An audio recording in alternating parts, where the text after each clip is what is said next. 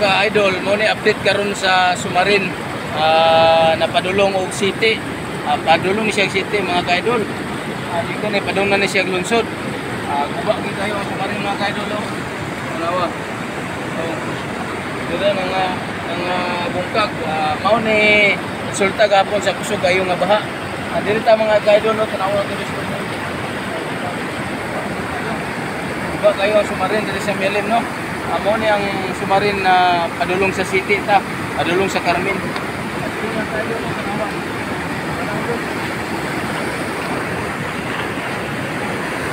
Kana ba tuwa mga ka-idol, kana ba tuwa na ko kay na diana na siya, kana nagibutang.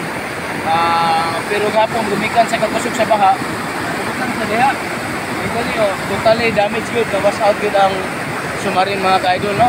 Mga sakinan karon sa bukid dili pa gid kaagi kay wala pa matrabaho, kay dili ni madala og manumano lang taw.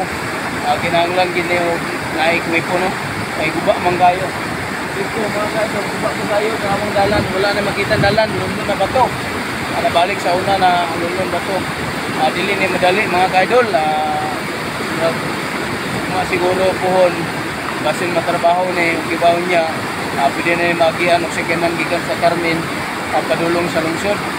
Kaya ang makagi karon mga ka-idol, motor ay makagi. Ito kay mga bato. Mao na update karon diri sa Barangay Mialim mga idol. Dito po sa mo sa Carmen, nga mo kung agianan dito pasulod sa buong balay, ang duha ka tulay po na mo na ano. Diri tama na itong mga atong video mga ka-idol, ha. Mo ni update karon sa lungsod sa Mialim. Thank you for watching mga ka-idol.